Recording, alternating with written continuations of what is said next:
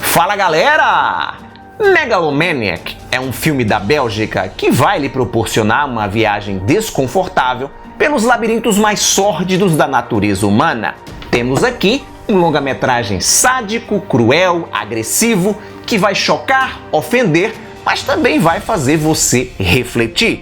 Prepare-se para provocar danos irreversíveis em sua alma, porque começa agora os filmes mais perturbadores do planeta!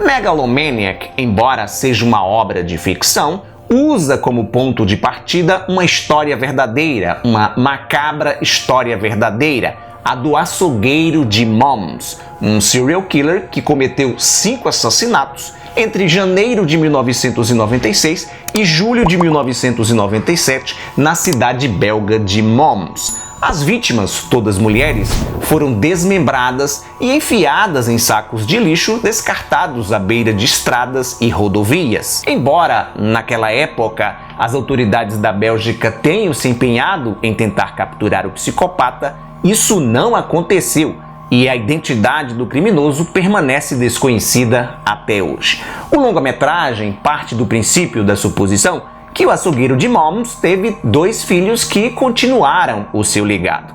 Na abertura do filme rola um flashback de um parto, pra lá de sanguinolento, diga-se de passagem, parece mais uma sessão de tortura, onde o filho mais velho assiste o nascimento de sua irmã pelas mãos do pai. A obra não deixa claro se o serial killer tinha um relacionamento com essa mulher, se ela era sua esposa ou uma vítima que ele abusou e engravidou.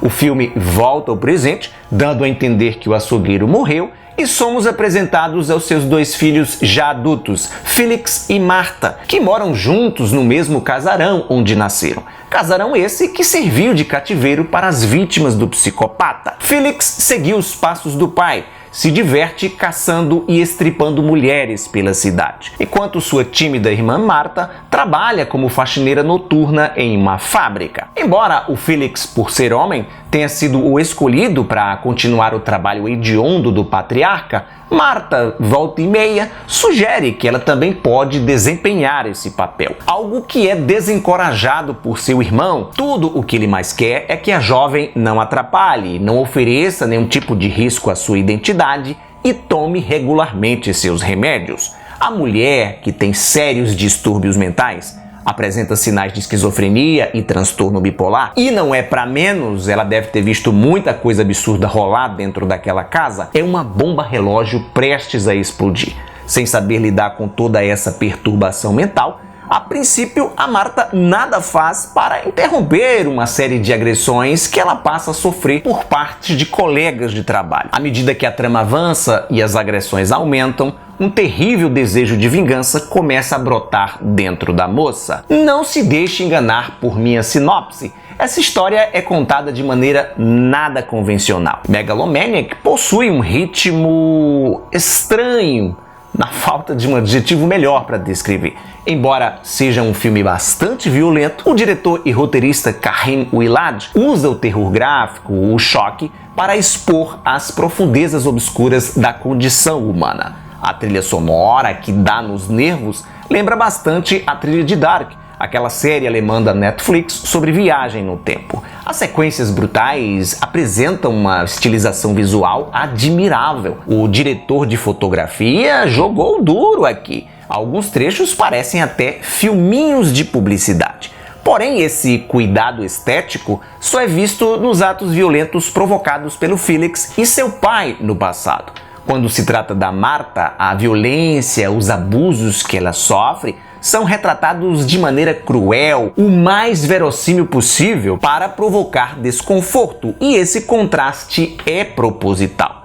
A partir de determinado ponto no terceiro ato, a obra é tomada por uma atmosfera onírica, alucinógena, onde realidade e fantasia se misturam. Para falar mais sobre isso, comentar sobre essas passagens, algumas decisões criativas e a complexidade do roteiro, terei que entrar no campo dos spoilers. Para pular o trecho a seguir, você já sabe, Basta acelerar o vídeo até a marcação de tempo que está aparecendo em sua tela. Então, a Marta é o foco do filme.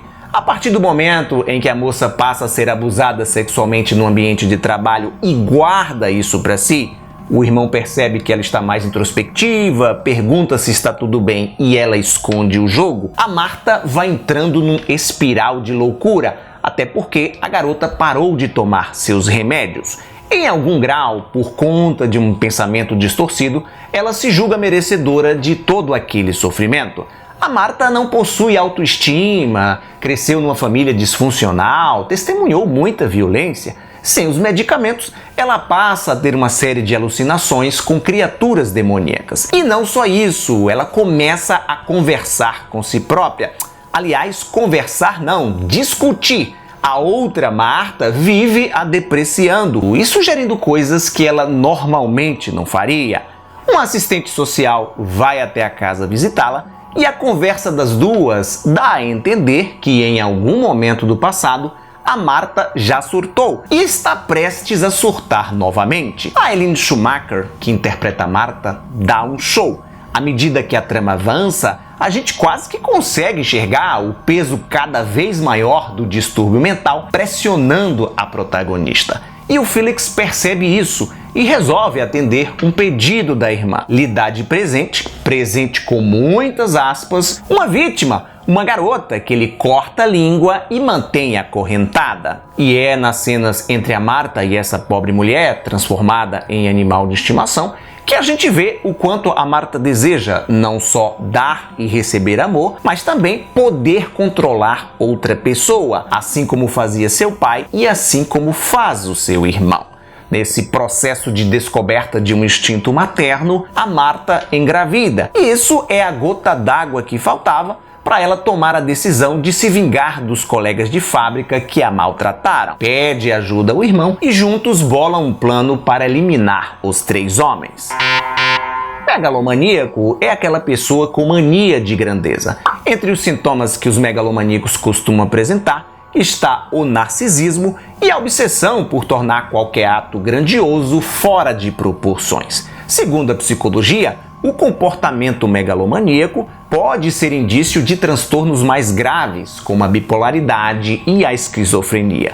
Saber disso ajuda a compreender melhor a proposta do longa-metragem. Nada aqui é entregue mastigado. Megalomaniac é um filme difícil de digerir, não só por conta do horror gráfico, que vai incomodar quem não é iniciado em cinema extremo. As cenas ultraviolentas são quase todas explícitas, o sangue escorre com gosto, mas também pela maneira como a história é contada, de forma contemplativa, com uma abordagem psicológica que deixa mais perguntas do que respostas. O diretor Karim Willard, inclusive, disse isso numa entrevista, que o objetivo do seu filme é provocar questionamentos, fazer o público refletir sobre o estado mental do mundo, que em momento algum ele jamais pensou em usar a sua obra para dar uma lição de moral em alguém.